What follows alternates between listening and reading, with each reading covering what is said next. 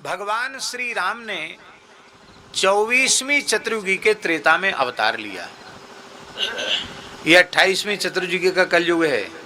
28वीं चतुर्युगी के द्वापरांत में कृष्ण अवतार है और 24वीं चतुर्युगी के त्रेतांत में श्री रामावतार है।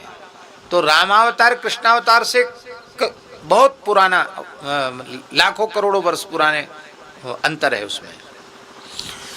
तो श्री राम जी का जो अवतार है, उस समय भगवान श्री राम लीला करते हुए जब दक्षिण भारत में आए और अग्नि में उन्होंने जानकी जी को प्रतिष्ठित किया। तुम पावक महु करो निवासा, जब लग करो निशाचर नासा। अग्नि में उनको स्थापित किया जानकी जी को। तो अग्नि में कौन स्थापित हुई? जानकी जी। और जो वेदवती थी, पूर्व जन्म में जो ऋषि कन्या वेदवती थी, जो अयोनिजा थी, वेदोच्चारण महर्षि कर रहे थे और उनकी वेद की ऋचाओं से वह कन्या प्रकट हो गई वेदवती। और उसने तप किया कि भगवान श्री नारायण महाविष्णु श्री राम ही मेरे पति हों, इस भाव से तप किया। और रावण ने आकर के उनके तप में विघ्न किया, उसके केस पकड़ लिए। तब उसने अपने हाथ से ही अपने केशों पर प्रहार किया तो केस तो कट गए और उन्होंने योगाग्नि में अपने देह को भस्म कर दिया। वही वेदवती जो थी, वही प्रतिबिंब सीता के रूप में उत्पन्न हुई।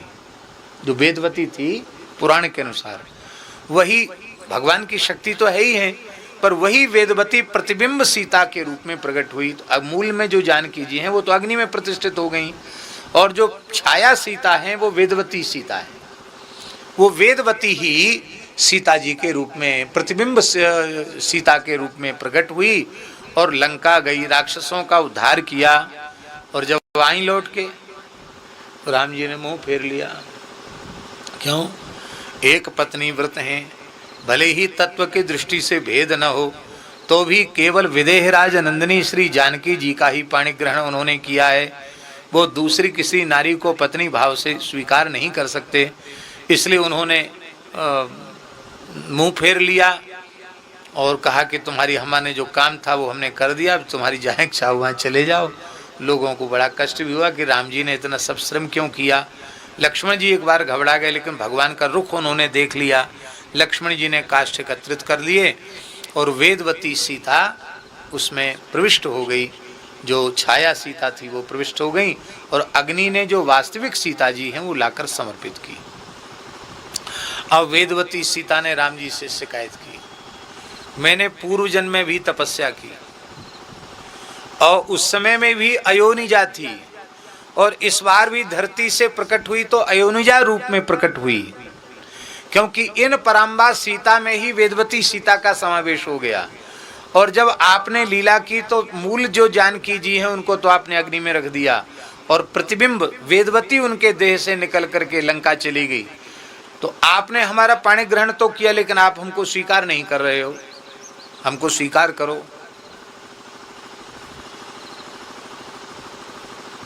एक बार अग्नि में जली, फिर अग्नि में जल गई, तो आप कैसे भक्तवांछा कल्पतरु हैं?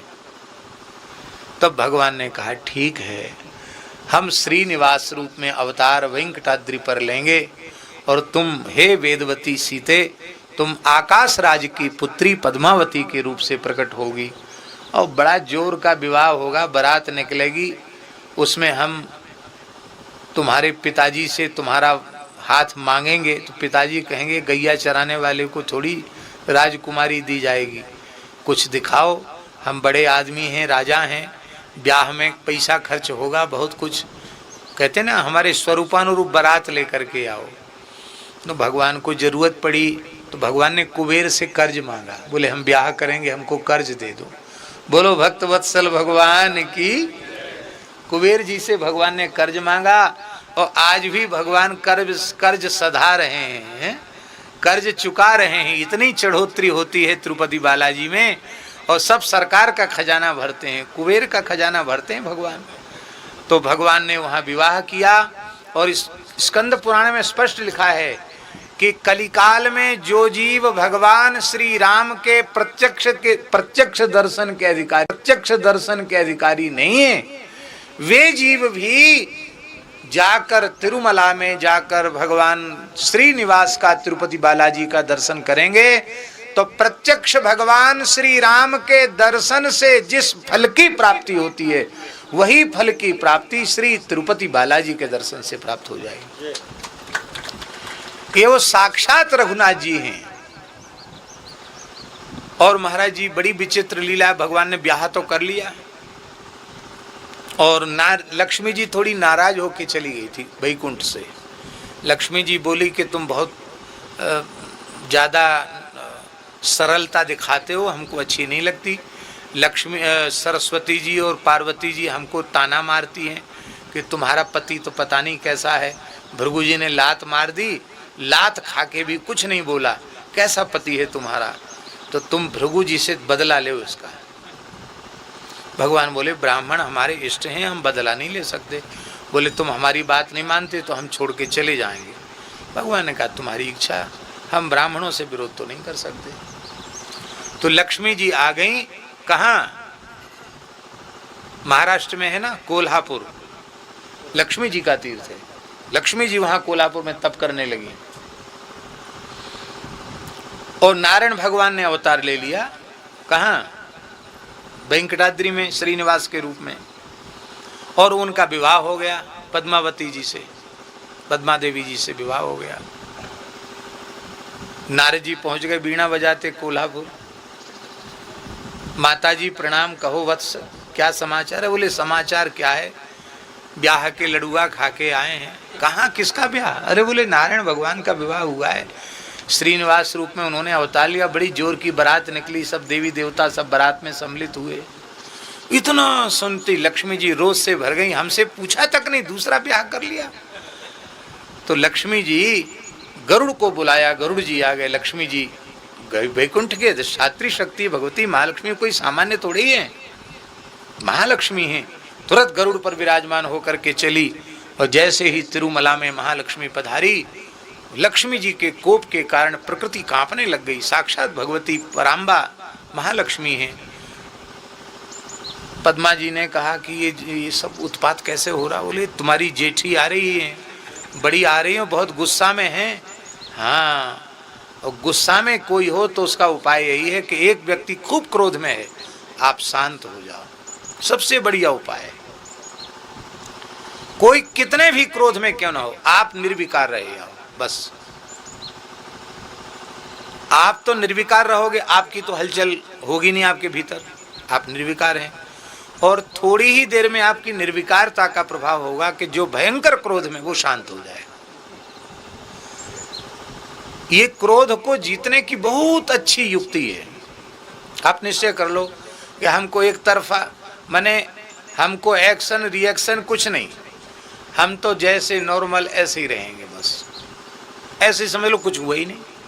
करो, कितना गुस्सा करते हो करो, गाली दो, चिल्लाओ, कुछ भी करो, हम जैसे तैसे। तो आखिर वो ठंडी पड़े। भगवान ने यही समझाया पद्मा, तुम मत कुछ कह देना, हम भी कुछ नहीं कहेंगे, चुप रहेंगे, अपने आप बड़ी हैं, शांत हो जाएंगे। थोड़ा गुस्सा है, अभी नया नया ब्याह हुआ है। लक्ष्मी जी आ गई।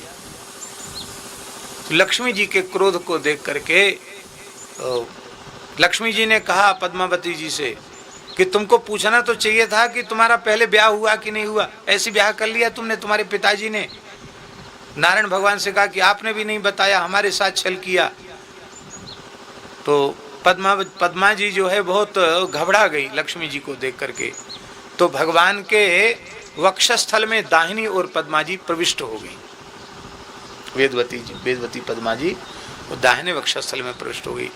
लक्ष्मी जी को भगवान ने आश्रय, लक्ष्मी जी इसलिए बालाजी अकेले हैं और उनके वक्ष में भगवती लक्ष्मी भी हैं और भगवती श्री वेदवती भी, श्री पद्मा जी भी उनके वक्ष में विराजमान हैं।